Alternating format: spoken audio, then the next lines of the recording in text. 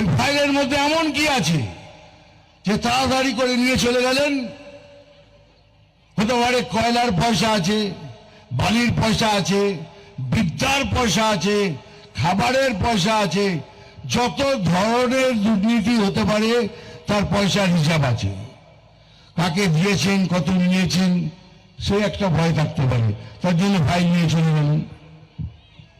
আর তৃতীয়, যেটা সব থেকে বেশি ইম্পর্টেন্ট, প্রথমেই বলে রাখি, ইডি বিজেপির নয়, সিবিআই বিজেপির নয়, এরা একটা নিজের মতো করে চলার একটা সংস্থা। কিন্তু প্রশাসন যারা চালাচ্ছেন তারা আমাদের ঘাড়ে চাপিয়ে দিয়েছেন কে ইডি বিজেপির, সিবিআই বিজেপির। আচ্ছা বলুন তো, কোথায় কেমন ইডি কোনোদিন কোন বাড়িতে ছাপা মেরেছে যারা কোনোদিন দুর্নীতি করেনি? বলুন, ইডি সিবিআই যদি কারোর বাড়িতে ছাপা মেরে থাকে, সে নিশ্চয়ই কিছু কিছু উল্টো পাল্টা করেছে। আপনার বাড়িতে ছাপা মেরেছে? মানেনি তো আপনার তাহলে এইসব লোকদের ধরে ধরলে কেন চাপা মারা হচ্ছে? তাহলে কিছু না কিছু গড়বড় আছে। তারপরে এর থেকেও বড় যে ঘটনা ঘটল, এই রাজ্যের প্রধান উনি অফিসের মধ্যে গিয়ে ঢুকে ল্যাপটপ, কম্পিউটার, যত ফাইল ছিল সব তুলে নিয়ে চলে এলেন। আমাদের বলা হলো ওখানে ইলেকশনের পরিকল্পনার কিছু কথা লেখা ছিল, সেই জন্য তুলে এনেছি, আমরা নাকি জানতে পারব। আপনি চুপ করবেন?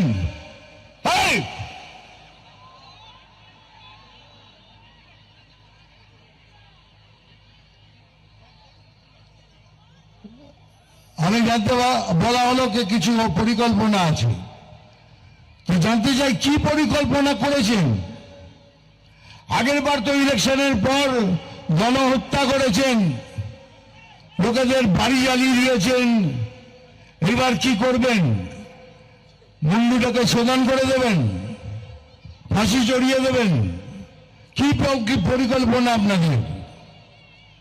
আমরা বুঝি সে পরিকল্পনা।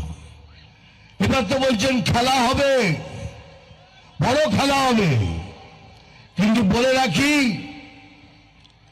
এক টিম নিয়ে খেলা হয় না। এবার মাঠে আমরাও নামবো, দুজনে মিলে খেলবো, দুজনে মিলে খেলবো। আর দেখবেন ঠিক সময় পেনাল্টিতে বলটা বসিয়ে টুক করে গোল দিয়ে দেব।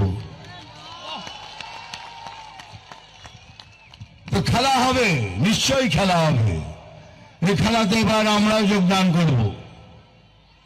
সেকেন্ড কি হতে পারে? ওই ফাইলের মধ্যে এমন কি আছে যে তাড়াতাড়ি করে নিয়ে চলে গেলেন?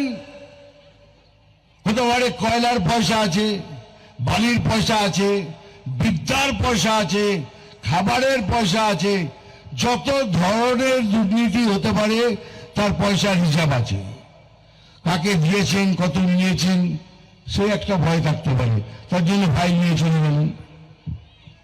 আর তৃতীয়, যেটা সব থেকে বেশি ইম্পর্টেন্ট, সেটা হলো উনি চান যত অভারতীয় আছে এই বাংলাদেশে ঢুকে পড়ুক, আমাদের বাংলাতে ঢুকে পড়ুক, আর তারপরে সবাই মিলে এটাকে পশ্চিম বাংলাদেশ করে দেবেন।